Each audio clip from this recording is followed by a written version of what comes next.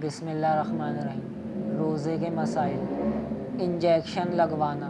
Injection میں مسامات کے ذریعے دوا بدن میں پہنچائی جاتی ہے، منفذ سے نہیں، اس لیے روزہ فاسد نہیں ہوگا۔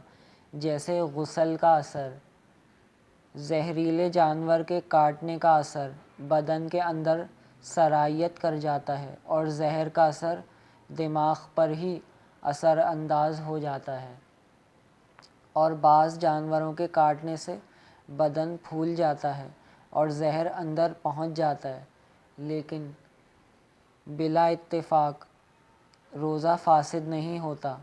اسی طرح انجیکشن سے بھی روزہ فاسد نہیں ہوتا۔ انزال ہونا۔ اپنی بیوی سے یا کسی اجنبی عورت یا مرد کو شہوت کے ساتھ مس کرنے سے یا بوسہ لینے سے انزال ہو گیا تو روزہ فاسد ہو جائے گا۔ قضا ضروری ہے، کفارہ نہیں۔ انزال نہ ہونے کی صورت میں روزہ فاسد تو نہیں ہوگا، البتہ مکروہ ہوگا، اس لیے روزے کو اس سے پاک رکھنے کی کوشش کرے۔ اپنی بیوی یا اجنبی عورت کو مس کیے بغیر صرف شہوت کے ساتھ دیکھنے سے اگر انزال ہو گیا تو اس سے روزہ فاسد نہیں ہوگا۔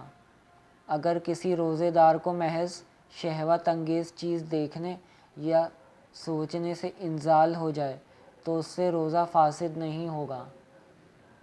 اگر کسی کو نظر شہوت کی وجہ سے انزال ہو گیا، اس نے اس گمان سے کہ روزہ فاسد ہو گیا، اس کے بعد قصداً اگر روزہ فاسد کیا تو قضا ضروری ہے، کفارہ نہیں۔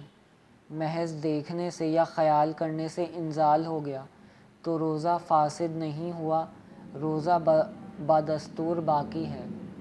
البتہ اس قسم کی نظر اور خیال سے اپنے آپ کو بچانے کی کوشش کرنی چاہیے۔ سونے کی حالت میں منی خارج ہونے سے روزہ فاسد نہیں ہوگا۔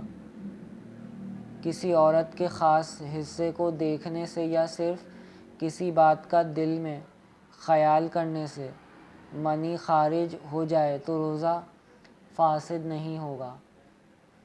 اگر ماہ رمضان میں دن میں اپنی بیوی کو پیار کرنے کی وجہ سے انزال ہو گیا تو روزہ فاسد ہو گیا ہے، قضا واجب ہے، کفارہ نہیں۔ البتہ اس کے بعد رمضان کے احترام میں غروب آفتاب تک کھانے پینے کی اجازت نہیں ہوگی۔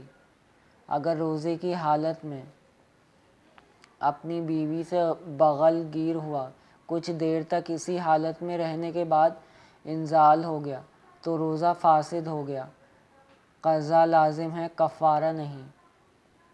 اگر کوئی شخص رمضان المبارک میں دن کے وقت اپنی بیوی کے ساتھ بیٹھا اور کمزوری کی وجہ سے انزال ہو گیا تو روزہ فاسد ہو گیا، قضا لازم ہے، کفارہ نہیں، اور غروب آفتاب تک کھانے پینے کی اجازت نہیں۔ بس آج کے لیے اتنا ہی۔